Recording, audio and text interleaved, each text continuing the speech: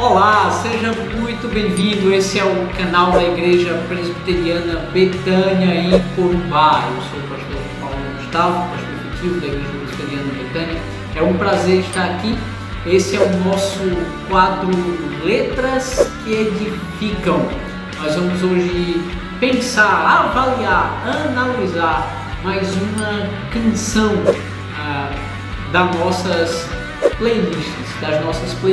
Vamos então pensar sobre mais essa canção. Antes de continuar, eu quero lembrar você, por favor, se você ainda não se inscreveu no nosso canal, se inscreve no nosso canal, ativa o sininho para receber a nossa notificação da nossa produção de conteúdo e deixa o seu like, para que a gente possa produzir mais e mais conteúdo para você.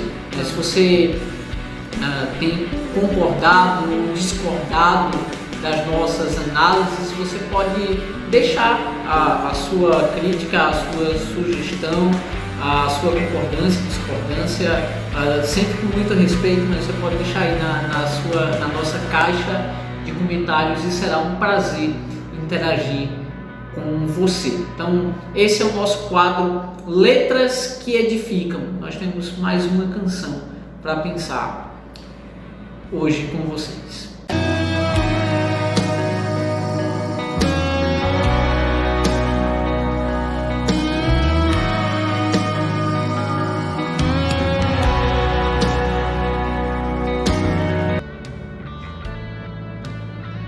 A canção de hoje é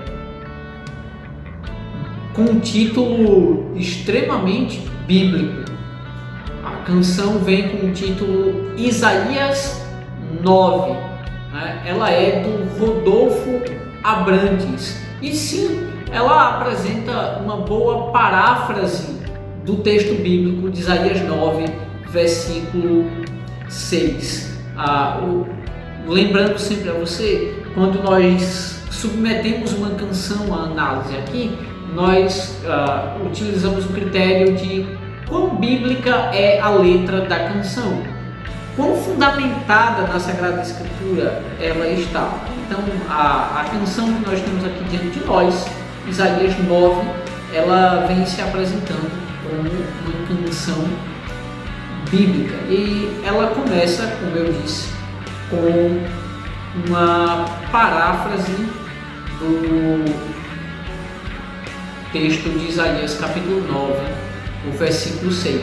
O texto de Isaías capítulo 9, versículo 6, ele diz assim: porque um menino nos nasceu, um filho se nos deu, o governo estará sobre os seus ombros e o seu nome será Maravilhoso Conselheiro, Deus Forte, Pai da Eternidade, Príncipe da Paz. Então, quando nós olhamos aqui para a letra da canção do Rodolfo Abrantes, ele começa com a primeira frase do versículo 6 de Isaías: um menino nos nasceu, um filho se nos deu. Aqui eu vou já pegar um pouquinho no pé do autor, porque o que nós temos ali na linguagem do texto bíblico de Isaías capítulo 6 não é uma comparação, é um paralelo. Ele está dizendo assim: um menino nos nasceu, e na linha seguinte ele está trazendo essa mesma ideia dita de outro modo: um filho nos nasceu. Ele não está dizendo que ele não é filho, mas ele se apresentou como um filho, que como um filho ele se nos deu. Não. Ele está afirmando essa filiação. Um menino nos nasceu, um filho se nos deu. Pastor, mas isso é um detalhe muito detalhista. De fato, é até redundante, é um detalhe muito detalhista. Mas é um detalhe que começa a torcer um pouco o sentido do texto. tá? Então, quando você olha para o texto, eu quero que você entenda que nós temos ali uma figura de linguagem básica da poesia hebraica, que é o paralelismo, né? O paralelismo está para a poesia hebraica, assim como a rima está para a poesia em língua portuguesa. Então, o básico ali, ele está mantendo a mesma ideia. Uma criança nasceu. Quero que você note também que o profeta fala no tempo passado, mas esse é um passado profético. Ele está falando de algo que ainda acontecerá, né? E eu quero que você tenha em mente que o contexto do que está ali, né? Ele está falando para as terras as terras do mar, a Galileia dos gentios, a terra de Zebulon, a terra de Naftali, a terra que andava em trevas. Ela viu grande luz. Que luz é essa? Então, a luz é essa criança que nos nasceu, que tem um governo sobre os seus ombros. Aí, se você ler até o versículo 7, você vai entender que ele toma o trono da descendência de Davi. Então, quem que é essa criança? Essa criança é o próprio Cristo. E aí, ótimo a afirmação seguinte do Rodolfo Abrantes, quando ele diz assim: ele é o próprio Deus e vive em mim, debaixo de suas asas eu me escondi. Bem, ele está misturando aqui alguns textos bíblicos, né? E fico feliz quando ele coloca essa grandiosa afirmação: ele é o próprio Deus, a mais pura verdade. É o Deus que se fez carne e habitou entre nós, cheio de graça e de verdade. Esse mesmo Deus habita em todo aquele que crê por meio do Espírito Santo. Todo aquele que é vivificado, regenerado, todo aquele que estava morto em seus delitos e pecados e recebeu vida juntamente com Cristo por meio da ação do Espírito Santo de gerar fé salvífica nos seus corações, e eles depositam essa fé em Cristo, arrependendo-se dos seus pecados. Em todos esses habita o Espírito Santo de Deus. E ele então usa uma frase que é comum, que vem do Salmo 91, né, quando ele diz assim: debaixo de suas asas eu me escondi. O Salmo 91, aquele famoso salmo que tem gente por aí que usa como amuleto de proteção da casa, uma Bíblia lá do tamanho de um trem, aberta, lá no Salmo 91, para que fosse proteger a casa. Por que é que diz isso? Porque ele fala lá que aquele que habita sobre as asas do Onipotente, então aquele que diz ao Senhor: tu és meu esconderijo. Qual que é o significado disso? O significado disso de ter Deus como o seu refúgio, o seu baluarte, a sua proteção. O significado disso é reconhecer a soberania, o reinado de Deus sobre a sua vida. Então, o que o Rodolfo Abrantes está dizendo, juntando esses textos bíblicos, é que esse menino que nasceu, que é o próprio Deus, é o Deus soberano que se revela na Sagrada Escritura, diante de quem ele se prostra, adora, em quem ele se refugia. Seguindo a canção, ele volta para o texto de Isaías capítulo 9, 6, e ele diz: e o seu nome é maravilhoso, glória ao príncipe da paz. Perceba que ele está fazendo alguns cortes no texto, e isso eu considero musicalmente normal, né? Ele está cumprindo uma função poética comunicativa por meio da melodia e da harmonia, e então é normal que ele faça essa paráfrase, né? O ideal seria realmente que ele utilizasse o texto bíblico como ele está lá, né? Mas é natural que isso aconteça na busca do adaptar a letra, a melodia e a harmonia. Então, a única coisa que eu sempre faço quando eu me deparo com isso é levá-lo a lembrar do texto completo. Ali ele apresenta alguns nomes para esse menino que nasceu. O primeiro deles é maravilhoso conselheiro. Essas duas palavras, elas estão juntas, tá? Elas estão numa relação que na língua hebraica, voltando lá para o texto original, eles estão numa relação que na língua hebraica nós chamamos de construto e absoluto. E essa é uma relação de adjetivo substantivo, indicando o adjetivo modificando o substantivo, ou ela também pode acontecer entre substantivo e substantivo quando ela indica a ideia de posse.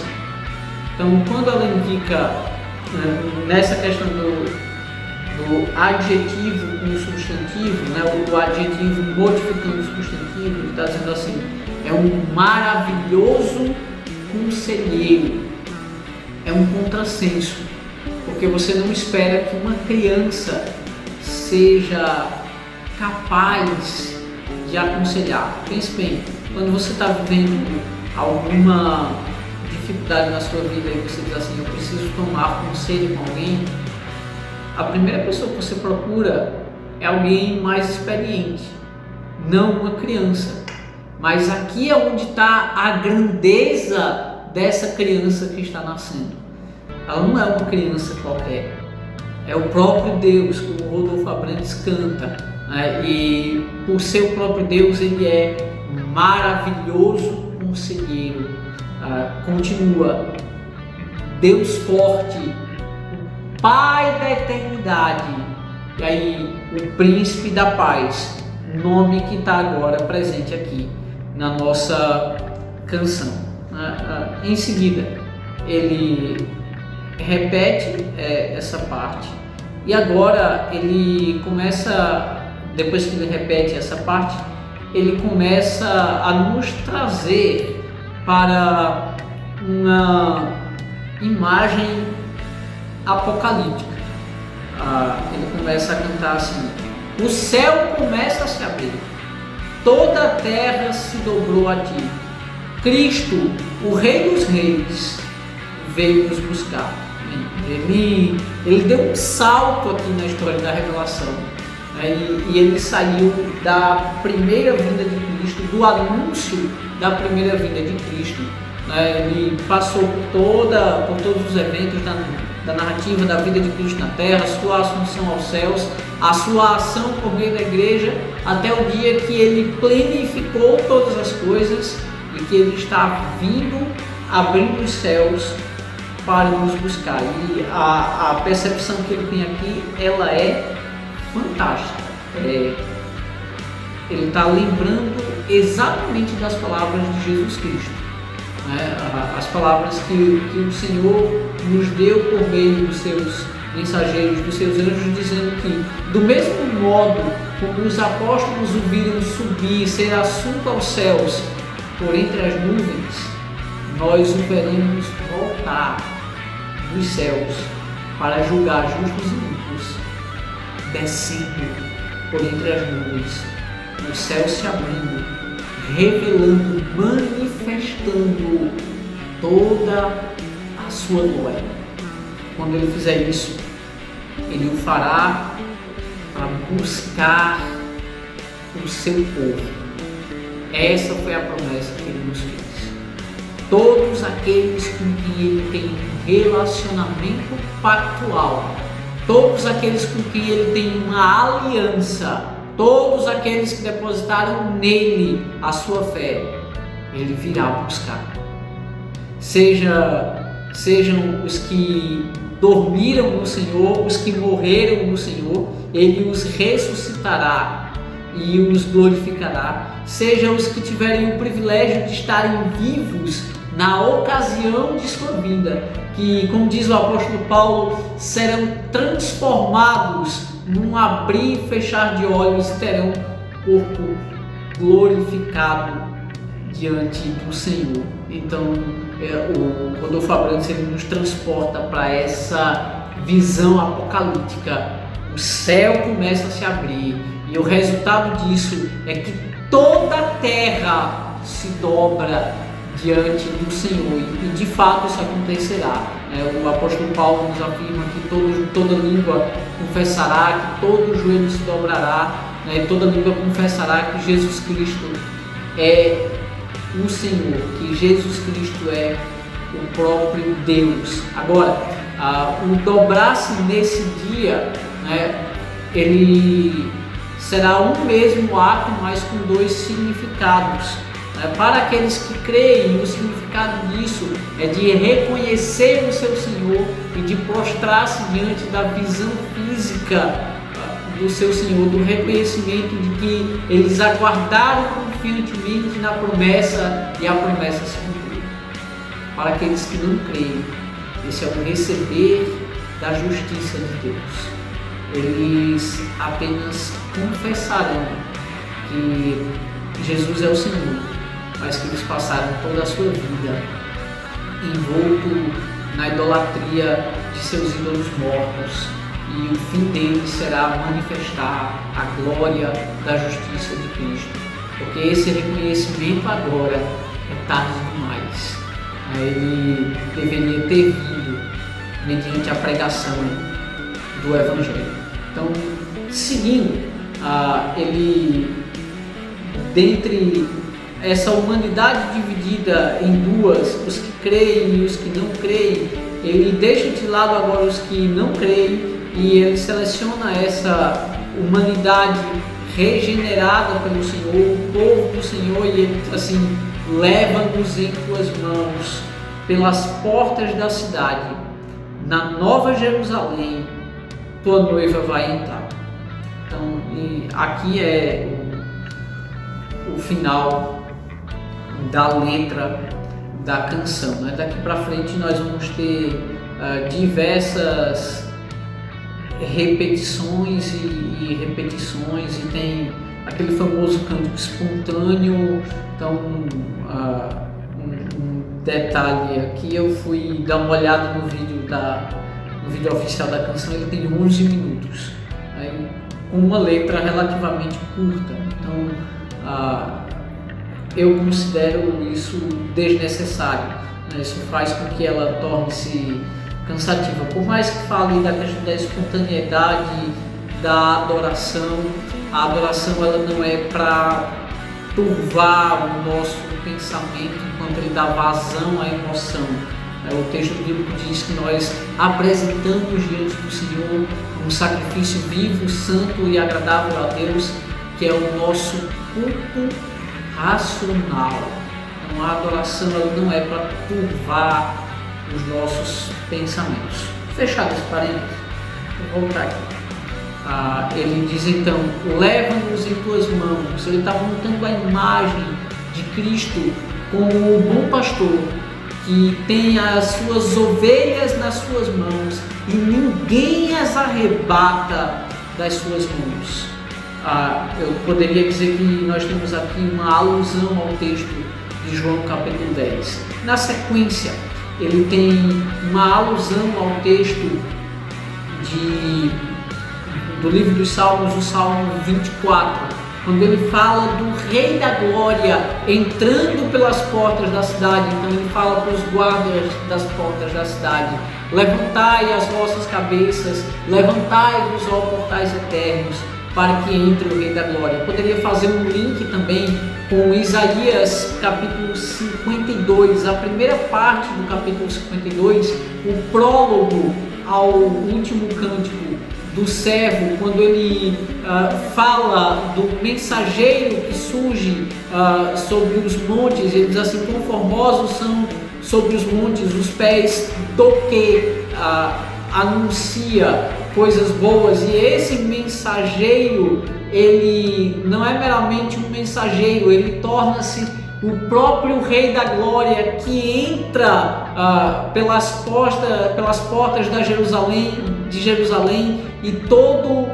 o povo irrompe num cântico de louvor com ele. Então, ali nós temos a figura de Cristo, o profeta, o mensageiro, mas ao mesmo tempo o sacerdote e o rei, né? Aquele que exerce os três ofícios. E ali nós temos verdadeiramente a imagem do que ele fará com o seu povo, quando ele anuncia a sua vitória, quando ele manifesta gloriosamente a sua vitória, que ele já conquistou antes da fundação do mundo, mas agora ele a torna manifesta, e ele o faz juntamente com o seu povo, com a sua noiva, que toma parte no cortejo real, no desfile triunfal pelas portas da cidade.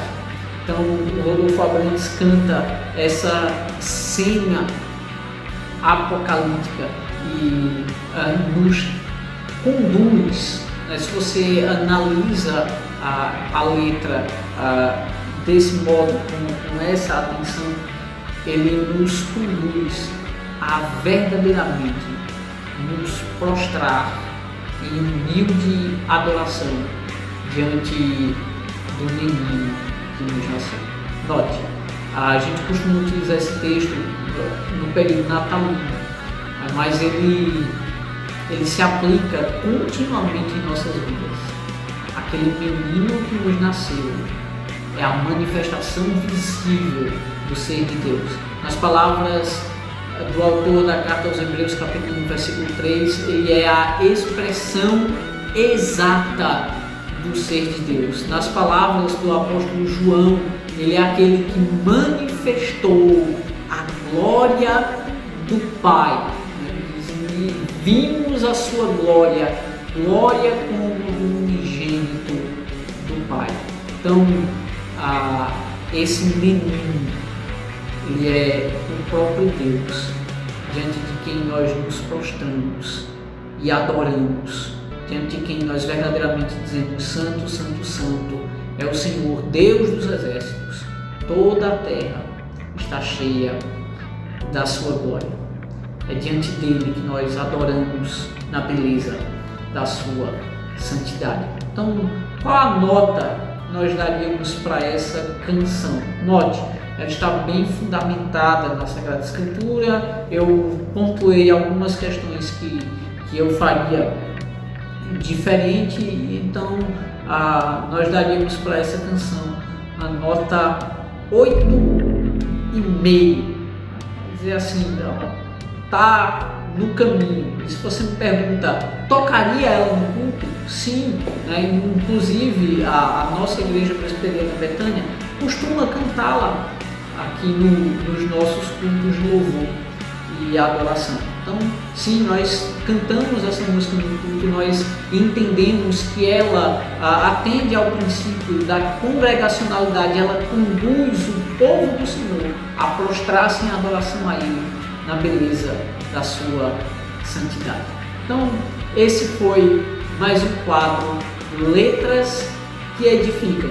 Como eu disse, deixa aí na caixa de comentários a sua dúvida, a sua sugestão, a sua discordância, né? Sugira outras canções para que nós possamos também aqui analisar sobre o critério de quão bíblica é a letra dessas canções. E sim, essa canção deve sim, pode sim fazer parte da nossa playlist. Esse foi mais um Letras que Edificam. Nós agradecemos a você por estar conosco E louvamos a Deus por sua vida e rogamos que o Senhor o abençoe, o guarde e guie os teus passos para a glória de Cristo. Um forte abraço e até mais. Cristo, Rei do céu.